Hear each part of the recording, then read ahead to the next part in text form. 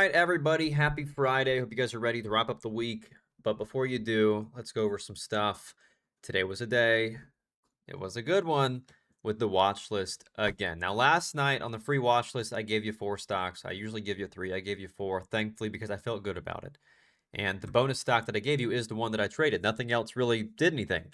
So, thankfully, that was the case. But we're gonna break it down how to trade breakouts the right way, and I had some pretty good trades in FCUV too, and I also had a little fumble that I want to talk about. And I guess I had a hotkey set up wrong or something, because it didn't trigger. So we're gonna talk about some stuff. I caught some nice trades. You can see caught this move here, and some other stuff I want to talk about too. So let's go ahead and start. I want to actually start with FCUV, and we're gonna go through everything from this morning. And it was a day where, gosh, there was a lot of cheapies this morning. A lot of cheap stocks this morning. I mean, you look at your top gainers, you had WETO, you had MGRX, ZBAO. And I knew we were going to have a lot of these cheap stocks because they're trying to regain compliance. Again, the reverse splits, like we talked about, not really a solution anymore because they need to hold over a $5 million market cap. So anyways, again, a lot of these stocks still pumping like crazy. FCUV is up 600%. Wow. Wow, wow, wow. Up 600%. Now, I didn't trade this pre-market. Mind you, I didn't trade pre-market at all this week. I just traded after open. So all of this move back through here, of course, I was not a part of. Was not a part of. And so, I came to play it after market open. And initially, I didn't like this. I didn't like it initially. I told you guys this morning that, if we break over the high of day, which is how I would have had to watch this, we didn't really have much room until we got over 11. And so my fear out of the open that I told you guys in pre-market is we're probably going to open, we're going to pop through the highs, we're going to trap longs, and then it's going to get sent south. And it did. It put in place this massive topping tail. And now why this is so important is this big topping tail is the market finding liquidity. So all back through here, we have the high of day, right? High of day, high of day. The market's going to find liquidity by breaking over highs like this, because when the market breaks over highs like this, the market knows, I'm just saying the market to speak general, the market knows chasers are going to pile on in on the break at the high of day. And so that's where they're going to fill their sell orders. And anyway, so they do. Sellers pile in on the break of the pre-market highs. And so that is an area of liquidity over the high of day. And so now I know, okay, now the only way that I can play this now because of daily range is if we break above that previous high, which is like 1165 or whatever. Then we can pull back, confirm, then I can get it for the next leg higher. And, I played it like that a couple of times, and it was so choppy. It was so heavy. I took this pullback here. You can see I take the pullback here, 1150. I get a move back to like 1190. Okay, I get like 40, 50 cents a share. Makes a move, topping tail, sells back off. I'm like, okay, this thing's so heavy. Because look at this. We have the big topping tail here. And it reminded me a lot of NUWE yesterday. It was very heavy with how it traded. There were still opportunities, but it wasn't 100% clean. Pulls back again, it's the same range. I add back, and you can see again, I get a move here from 1175 back to about 1230. Again, about a 50-cent move. And so I played it really, really well. Don't get me wrong. I'm really happy with it. But you can see here what happens. And I'm thinking it's putting in place this tightening range. Of course, it fails to hold that. I cut the rest of my entry. Again, overall, I had 2 wins on this at this point. And when it breaks here, I just say, you know what, I guess this thing's not going to go. And so I don't add. I didn't add here, and maybe in hindsight, maybe I should have. I don't know. Hindsight 2020, of course, is why this looks so good. But anyways, I know it has this flat top high at 1264, and I also knew on the daily chart we had room to, $20 if we actually got breaking over the highs. And so I'm watching for the break. It gets squeezing, and I was very frustrated because on stream this morning, I said, all right, guys, I'm going to take it here at 13. It flushed the 1 minute pullback. We had the perfect 1 minute pullback. I try to hit it here for the next leg higher. And for whatever reason, the button that I don't typically trade the higher price stocks. And so I guess I hadn't really used this hotkey too much on TradeZero yet. I go to hit it and nothing happens.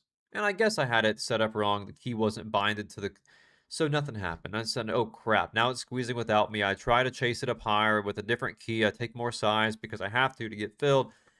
And because my other hotkey that I was trying to use wasn't working. So I say, now this is stupid. And so, look, I got in much higher. I was in probably 30 cents higher than I wanted to be.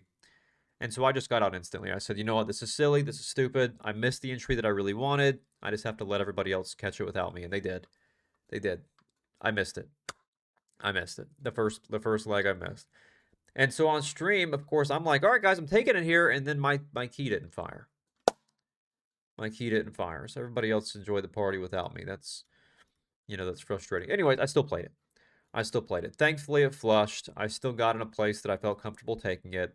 I was able to use the correct key, and we took a nice win on it. So it flushes out of the halt. Simple little dip and rip. We see this past wick high formed right here. Now, that wick high, where sellers came in off of 1388 down to 1330, we can actually take this 1 minute wick, drag it on across, and this will help me with my pullback entry. And so we pull back out of that range. It gets wicked back out of that range. I take the entry, risking bottom of the candle for the next leg higher because we had daily range here to 20 bucks. So I knew we had room. So I took it there at, was that 1420, risking 1360. So, you know, roughly, what is that? 40, 50, 60 cents of risk, 50, 60 cents of risk. And I had range here that a couple dollars a share. At least I played it well. Dip and rip saved the day. Dip and rip, well, was it Tuesday on AMIX saved the day too? That was beautiful. Anyways, we get squeezing over the highs. I get it risk-free up into this past high here. As it is risk-free, and I have a half sold at 1480 from a 1420 entry. I just let the rest go, and I get the rest taken out up here at 16 and 1640. Gets a little bit heavy off the highs, puts in place this tail. I said, you know what, this thing is getting heavy again. I'm just going to go ahead and take my profit. And so I had a half left here, made it risk-free. We get the next leg higher. Of course, stop loss gets raised to the current candle's low. And, you know, it starts to get kind of heavy, and I give it a chance. I get down to runners left.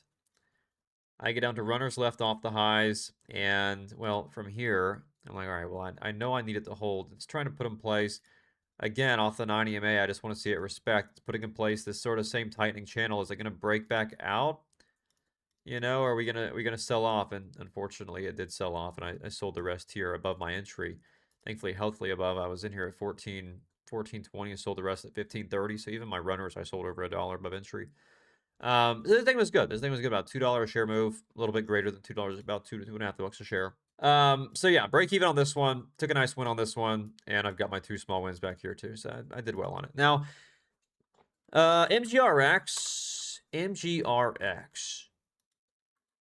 Check this out.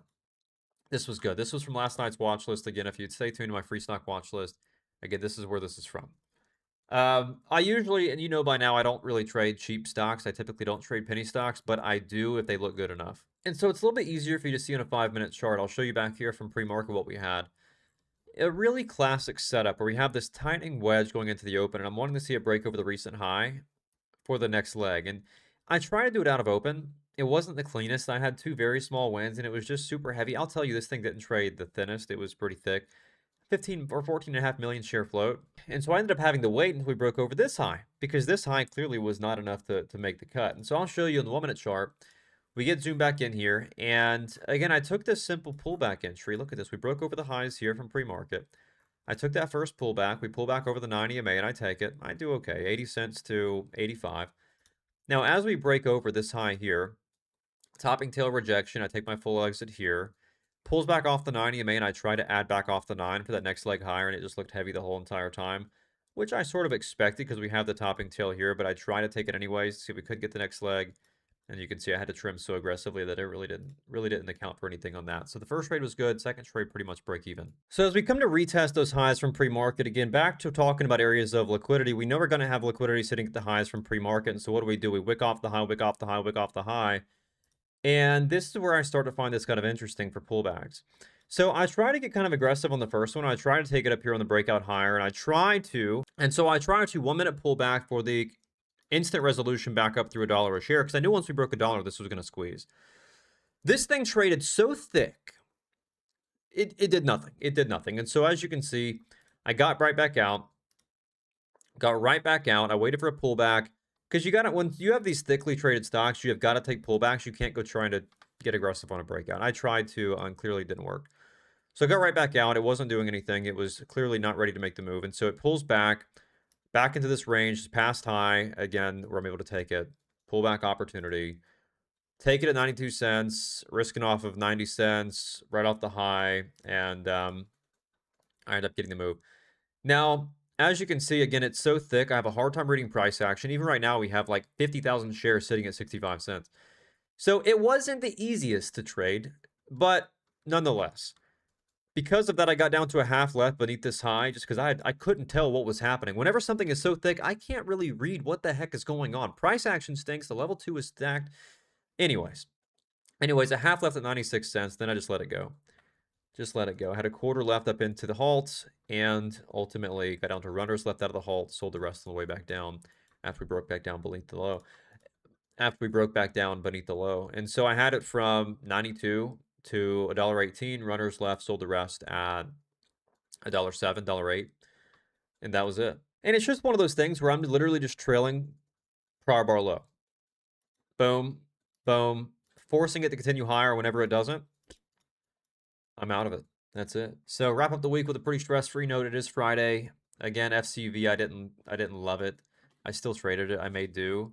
I just wish my day would have been a lot nicer had I been able to catch this move right here that ended up being break even. But well, again, what can you do? I still caught a good trade on it. So, anyways, that is all from me. Hopefully, you guys had an awesome week. Let me know in the comments how you did this week. The watch list, I'm so happy about this week. Crushed it. And gosh, I'm just ready for next week. I'm stoked. Market's hot. Going into August, this month came to an end. And man, we're looking like we're going to be starting August on a good note too. So let's get out there and get back to it on Monday. As always, if you did learn something from this video, make sure to subscribe for daily content just like this and my free watch list that I put out every single night on my shorts. Make sure to go back there, watch it every night, every evening, Sunday, Monday, Tuesday, Wednesday, and Thursday nights. And all that said too, grab the free trial to trade with me every single morning in real time, and I will either see you back in the stream on Monday morning or I'll see you back here on YouTube for the daily recap.